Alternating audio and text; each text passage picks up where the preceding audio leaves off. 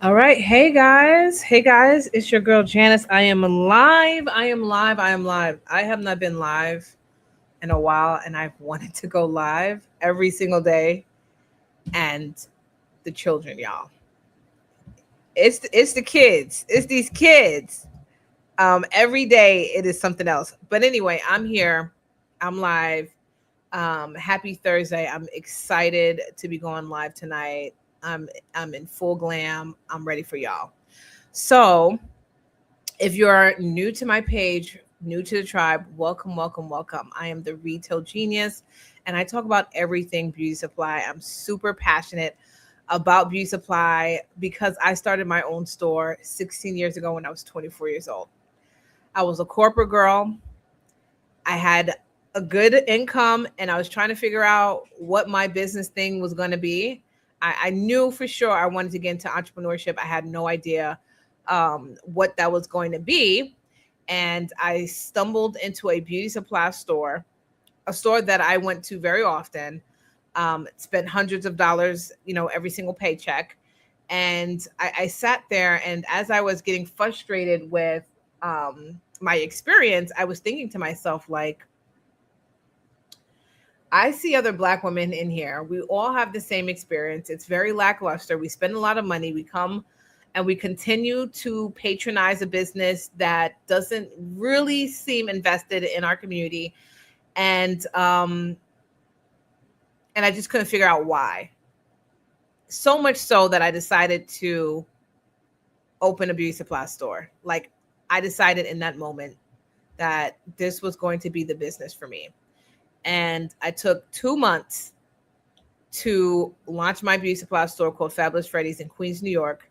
And this is from coming out of the corporate finance world. Okay, as a girl that worked for Goldman Sachs, Smith Barney, the US Treasury Department as a bank examiner, I jumped into entrepreneurship with no plan B. I just said, let's do it. And on top of that, y'all, I opened my store during the mortgage crisis, like the 2008 mortgage crisis, where unemployment was at an all-time high. Um, we could not find gas. Y'all remember that? Like driving around trying to find gas. Like it was an insane time. And my parents was like, "You really want to open a business at a time where people don't have jobs and we can't find gas, and you want to start a business?" And I was like, "Yes." And I did it, and it was very successful because here's what I found, guys. Here's what I found. I found that Black women will spend their last to look good. Women in general. Um, the beauty sector goes up during an economic downtime. The beauty sector goes up during an economic downtime. And I realized when I opened my store that women were coming in to buy weave with an unemployment check. Like, we're just not going to look like what we've been through. We're just not going to look like what we have been through. And so, even if we cannot go to the salon to get our hair professionally done, and we can't go to get our nails done professionally, and perhaps we can't go to the makeup artist to get our makeup done professionally, we are going to go to YouTube University and we are going to learn that thing. And we will still go to the beauty supply store to buy our stuff in order to figure out how we can still maintain our look. And that is why it's super important to understand the buying behavior of your target demographic of whatever business you're trying to get into. I love me a business that is recession proof. Okay. And I realized beauty supply is recession proof. And I lived through 3 recessions: the 2008 mortgage crisis, then we had COVID, which was the next big one, and we all thought like COVID was going to take us out in beauty, and it didn't. Like a lot of the stores, a lot of my clients, they went to open like 2 and 3 locations during COVID because the demand was so high. Like everybody was home and everybody was buying, right? And then the last one was when Trump came in and he had those tariffs, and that shook the industry, but it didn't shake it for too long. I think we were shooken up for maybe 6 months. And now we have, and I told y'all about the tariff thing. Like everything will adjust because Black women will continue to buy. It's not like we're not going to buy our hair products, our makeup, our skin. It's not like we're just not going to buy it because of tariffs. Like that's not how we work psychologically. That's just not how we work. Going back to my original point, it's really important that you understand the buying behaviors of your target demographic. And Black women, we are the number one consumers in the beauty industry. We spent 16.5 billion with a B dollars on hair care every single year. On the flip side of it, we're less than 10% owners in this industry. And that was a huge reason and push of why I opened my store, because of the lack of representation. And I also wanted to build a brick and mortar space outside of our traditional hair salons where Black women can come and gather and have community. Again, outside of our traditional hair salons. And so I opened my store, Fabulous Freddy's.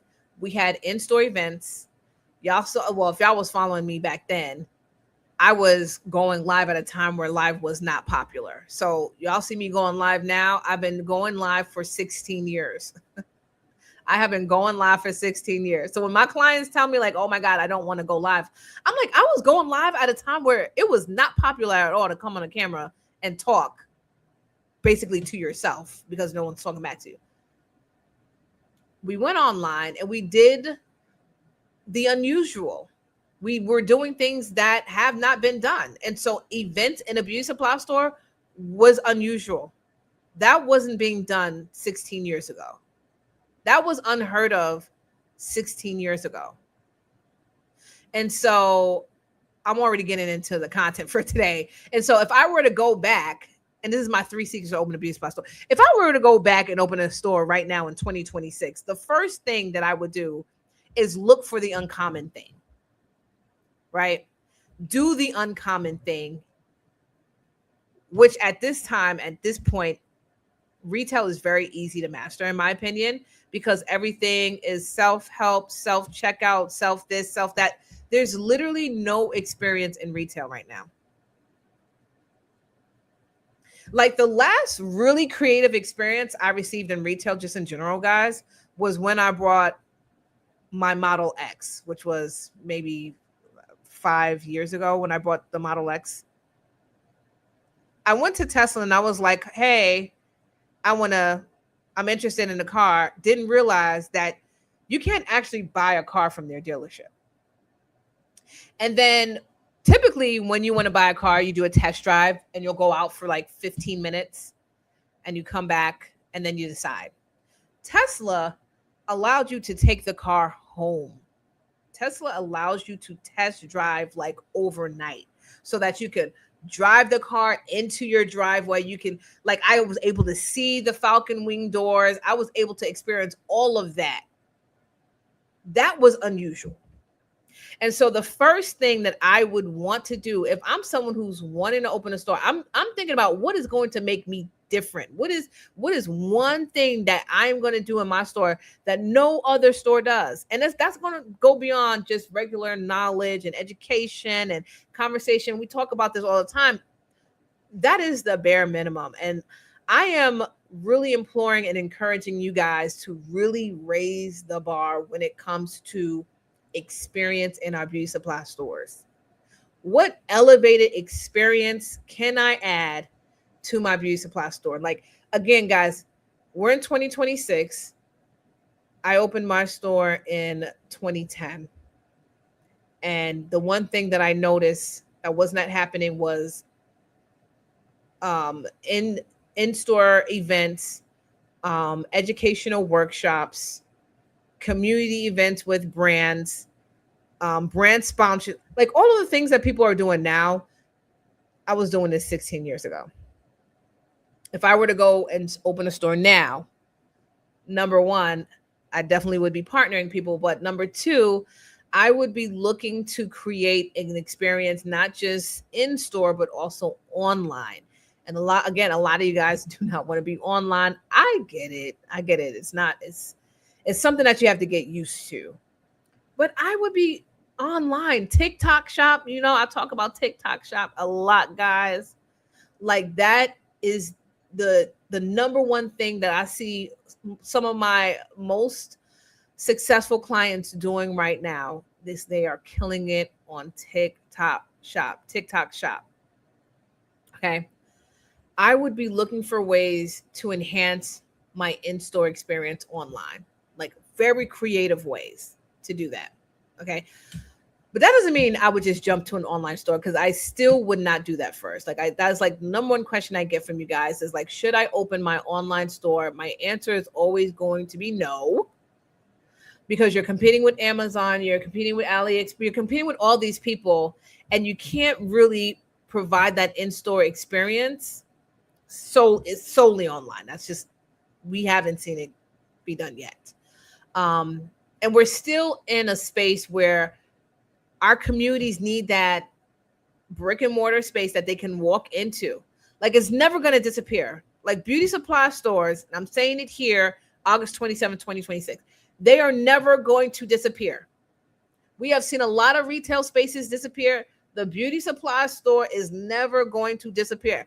It's like us needing bread and eggs and all the things. Like we need to be able to get up at a moment's notice and walk into a store and get our hair products if we need to. Like it's an emergency. I need my stuff right now. Right now. I can't wait for Amazon Prime. And Amazon is getting really good.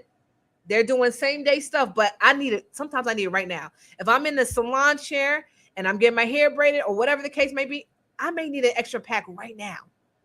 And so I say all this to say that during this whole retail apocalypse where everyone thinks like everything's just going online, at the beauty supply store is just not. And so y'all are safe here. And if when you recognize that you are safe here, you will start to create really amazing experiences for your clients, because they want to come in and they want to get an authentic retail experience, because it is just gone in everything else. Everything else is just absolutely gone. Okay. So making sure, going back to my first point, making sure that our in-store presence matches our online presence is going to be paramount. If you want to beat out the rest, you need to be able to do that in a very creative way.